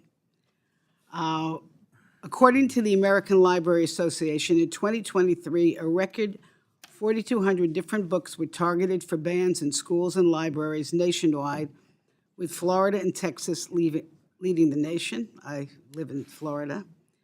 This dangerous censorship is overwhelmingly targeting LGBTQ plus content and books about Black history. In Florida, believe it or not, we've banned books about Harriet Tubman, Rosa Parks, and even a book about two male penguins raising a chick together. How is your department handling this? Are you sending out guidance? What actions are you taking to make sure that diverse material remains available to students? Thank you, Congresswoman Frankel. You know, the topic of book banning has really been, we've seen an increase in that tremendously. The number of titles targeted for censorship in public libraries increased by 92% over the last year, 92%. School libraries, it increased 11%, and 47% of those titles are books about LGBTQI or BIPOC individuals. So that shares kind of the perspective of which books are being, targeted. We recognize how important this is, and how, while we don't at the Department of Education dictate curriculum, we do feel that we needed to make sure that we have materials and supports available. So the Office for Civil Rights will continue to support the public, but also our school communities in understanding the rights. We hold trainings for schools, for libraries, and for educational stakeholders on laws and how to address situations when they're needing help when it comes to book banning. Thank you very much. Yield back. Thank you, Mr. Chairman. Mr. Secretary, in the 2 years prior to my time in office, Congress provided almost $200 billion through the CARES Act, the Coronavirus Response and Relief Supplement Appropriations Act, and the American Rescue Plan for K through 12. Those dollars were to be used to improve online learning capability, to sanitize schools with special equipment, to purchase PPE, and to address learning loss caused by school closures. Do you believe that this funding provided for K through 12 schools was appropriately spent? Yes, I do. Okay. While some of that funding may have been appropriately spent, we saw misuse of funds too, providing new synthetic turf for football stadiums, baseball field drainage improvements, and brand new weight rooms. Secretary, it's been between 3 to 4 years since these 3 bills passed, and the funds are set to expire in September. Have the schools spent all of their funding to date? Thank you, Congresswoman. I was a Commissioner of Education in Connecticut during those years, and I recall the important efforts that were taken to provide PPEs and to ensure maintenance of air handling systems that, to be very frank with you, for decades have been, deferred maintenance. So I do know those dollars were used to safely reopen our schools quickly. I know in Connecticut, for example, we focused on that and we relied on those dollars. We know that 99.6% of CARES ESSER has been used. CARISA ESSER, 99%. 68% of the current $130 billion of the American Rescue Plan dollars have been used, with the drawdown date coming up soon. And then, while you didn't ask that, I would want to share also, we have homeless children and youth dollars provided by Congress, and 44% of those dollars have been drawn down. And we're working closely with states to continue to draw them down. I want to get to my point. I looked on your website this morning. Louisiana still has only spent 70% of the total that they were awarded during the pandemic. That's concerning to me because in your budget, you proposed a new $8 billion mandatory program labeled the Academic Acceleration and Achievement Grants. The justification for this specifically labels this new program as a way for the nation's school to recover from the COVID-19 pandemic, and specifically addresses learning loss due to COVID. Why should we appropriate more money for this program, this mandatory program, when we haven't already spent the money that was given during the pandemic for learning loss specifically? Thank you. And I say this respectfully, but there are many students in Louisiana and other states that are reading well below the level. So those dollars are critically important to sustain efforts of tutoring, summer school programming, And 70% in Louisiana is about average. I said the country's average is 68% ESSER drawdown. But if you talk to any school principal, administrator, superintendent, board member, they'll tell you, because I've been speaking to them, those dollars are being used and they expect them to be drawn down. They're for social workers, reading teachers, additional after-school programs. So they are obligated dollars, they just haven't been drawn down because the work hasn't been performed. But they're also telling you in Louisiana and other places that they're concerned when this ARP dollar sunsets, the needs of the students are still great. So I encourage you to support the budget and the $8 billion for tutoring, for additional reading support, and summer programming. Thank you. I've gone over my time, but I would just expect us to be a good steward of taxpayer dollars. I don't believe in appropriating more funds when we haven't already spent the funds that we are already sent. Thank you. I yield back. Thank you very much. Mr. Secretary, I am really delighted to see that the President's budget request includes a $21.3 million in funding for strengthening HBCU's master's program, which supports STEM and tech education among Black graduate students. The department's focus on supporting emerging STEM and tech Black graduate students is extremely important, and we know that there's still a lot of work to be done. I'm excited that I'm introducing once again the Computer Science for All Act with Representatives Fleischman and Del Benny. This has been a bipartisan bill since President Obama actually announced Computer Science for All. And we've been working together to invest in preparing our young people for the STEM jobs of the future by providing the training and learning opportunities, especially in low-income and in underserved communities. So I wanted to just find out, in terms of your administration, what are you doing, short of our legislation passing, to enhance access to STEM and tech education and workforce outreach efforts to underserved communities, especially K through 12 students who are low income and students of color? Thank you. Thank you for that question, for your work on this, because it is critical. It's critical not only to level the playing field, make sure all students have access to good STEM programming, but quite frankly, if we're going to meet the moment with CHIPS and Science Act, with the energy provisions under the Inflation Reduction Act, and even some of the infrastructure work that's happening, STEM has to be a bigger part of our K-12 programming and our higher ed program. So, going specifically to HBCUs, we're asking for an increase of $35 million to bring it up to $431 million for HBCUs. What I heard from HBCU leaders is, look, we are ready to go for these contracts. We are ready to give our students the same opportunities that students in other universities have. However, due to decades of underinvestment in HBCUs, we don't have the infrastructure. So we have to make sure that we have the STEM labs, we have the same facilities that'll give our students those access to those programs. So we're putting dollars in minority science and engineering improvement programs. There's $60 million there. FIPSI, again, a lot of it targeting towards minority serving institutions to level them up, make sure that they have the same opportunity. In K-12, we are trying to, what I call evolving our high schools, evolving in the sense that our K-12 institutions need to be better aligned to the opportunities that our students are going to have after graduation. A lot of these STEM careers are available with, you don't need to have a 4-year degree. You could have a 2-year degree. You could have a credential. I'm visiting schools where students are graduating with an associate's degree in high school before their high school degree. So we need to push that through our innovation dollars, through our STEM dollars, but make sure that these STEM career pathways or these STEM classes are connected to the opportunities that exist for these students. Thank you very much. And this is one of our bipartisan bills, Yes. incidentally, that we've been Good. working on for years. Good, Thank thank you. Mr. Molinar. Thank you, Mr. Chairman. Mr. Secretary, just to follow up on some of the STEM-related questions at universities, the National Security Presidential Memorandum 33 outlines research security requirements for U.S. government-supported R&D programs at universities across the country. If a university fails to comply with this guidance, the Secretary of Education can suspend or deny federal financial aid to the university. Are you familiar with this guidance and the authority you've been given? Are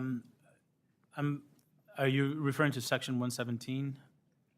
Yeah, that's part of the Higher Education Act. This is actually the President's National Security Presidential Memorandum 33. Okay.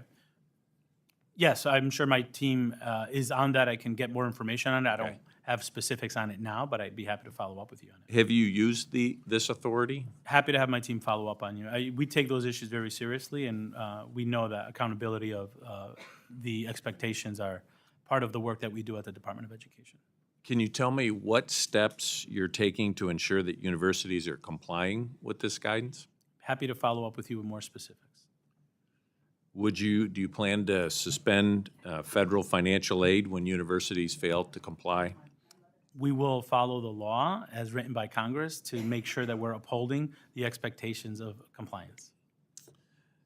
Are you sharing PRC-related information obtained through Section 117, as you mentioned, with the FBI and other agencies? The Department of Education recently found that numerous large and well-resourced institutions have aggressively pursued and accepted significant amounts of money from the People's Republic of China while failing to comply with the transparency requirements of Section 117 of the Higher Education Act.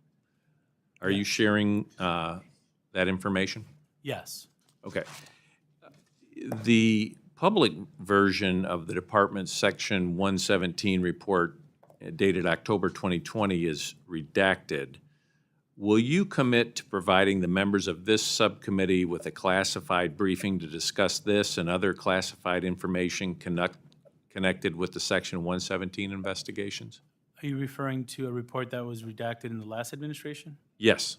Okay, I can have my team reach back out to yours about that. Do you have someone in particular on your team who's reviewing the information obtained through the department's Section 117 investigations? I certainly do, and I can have that information shared with you. Let me tell you, Congressman, that we've reported 38,900 foreign gifts worth $21.4 billion. We take this very seriously, and I think it's really important that the American people know which gifts are coming to which universities. We've been more transparent than any other administration, and we work closely with FBI's National Counterintelligence Task Force, sharing information regularly to ensure not only transparency, but that where investigations need to happen, the correct authorities are involved. Will you commit to providing the members of this subcommittee with the classified briefing on this? I will have my team get back to you on whether or not that is going to be possible, but for me, transparency is really important, and sharing with you is very important. I have to say, Mr. Secretary, I appreciate the spirit in which you say these things, but I am disappointed in the response you've given because it doesn't appear to me that you do take this as seriously, or you don't take the subcommittee as seriously to offer information to us today. So I am disappointed with that. Sorry you feel that way. Thank you. Mr. Edwards. Thank you again, Mr. Chair. Mr. Secretary, one of the things that I continually hear from folks in my district and from all around America is that Washington seems to have forgotten so much of the working class. And I see no better example of that than the student debt relief program that's being suggested right now, where folks with dirt and grease under their fingernails are being asked to pay for folks' college education that wear a crest on their sport coat. I'm going to give you a chance right now, in the time that I have left, to explain to that working class why this proposed program, this debt relief program, is fair and not turning its back, our back, on those folks that have calluses on their hands and really have built this country. Yeah. Thank you for sharing your sentiment. I'll say this. If you look at the 4 million people we've helped and the 30 million that the president proposed, those are the working class. Those are exactly the folks that you're talking about. When we're talking about increasing Pell Grants, it's those we're talking about, unlike multimillionaires that have tax breaks. We are fighting for working class people. We are pushing for Mr. dollars. Secretary, I'm talking about the folks that are plunging toilets every day and cutting pipes and laying bricks that didn't have an opportunity to go to college. And now we're asking them to pay for the education of the folks that you're trying to describe there. Those are different classes. So tell the bricklayers and pipe fitters out there right now, you have the floor for 1 minute and 3 seconds, why they should feel good about paying for these student debt relief programs. We are not only increasing opportunities for those pipe fitters to have opportunities to get more credentials, to get more pay, and some of the legislation that was passed, some of it in bipartisan fashion, are going to increase the opportunities for those folks that you're talking about. But those folks also have children that are going to school. And many of those folks have children who are saying, I can't go to college because I can't afford it, because it's gotten out of control. We are fixing a broken system. This debt relief work that we're doing shouldn't happen forever, because now we have the SAFE program. So the children of those bricklayers, those who are building our country, those people that deserve an opportunity to be thought about as well, their children are going to have access that they wouldn't have had before the Biden administration. Mr. Secretary, however, the parents of those children that are laying bricks and fitting pipes have already made their decision. They're into their career, and they're being asked to pay for a different class of folks' education. I find that just tremendously unfair, and I'll be anxious to go back and play your comments over to the folks back at home and see if you've convinced them. Happy to work with you to Thank you. support those folks. Mr. Laurel, I think you've got some closing comment. Okay.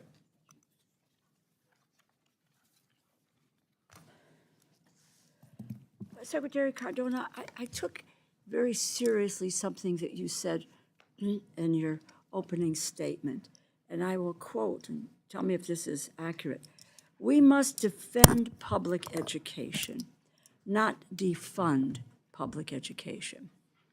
I believe that this is our charge as federal public servants, to protect and to strengthen the federal programs that serve as the cornerstone of public education. And quite frankly, I've watched with dismay, both in the last budget deliberations and just listening today, and I'm sure that this will continue, where some of my Republican colleagues view that there is a need for us to defund public education and look to protecting private institutions. Now, what is the charge of public education? Who does public education serve, as I understand it? Nearly 50 million students in public schools, over 3.6 public school teachers, and yet, in the last budget, there was an attempt to cut 80% of teachers, almost 224,000 teachers, to jettison them, public school teachers. The charge over public education is for the 25 million students who are supported by Title I services for high-need populations.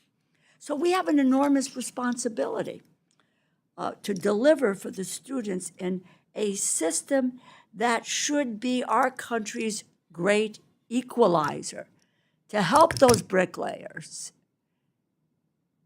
to help their kids, to help the pipe fitters, to help the first generation of kids like you and myself to be able to get to school.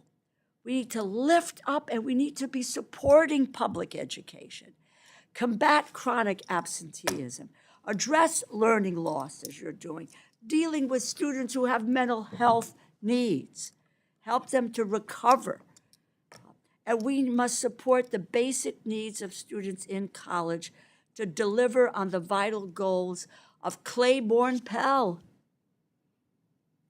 a man to the manor born, as affluent as anyone in our history who viewed public education for the sons and daughters of working families is something that the federal government should be deeply involved in so that we have an educated citizenry.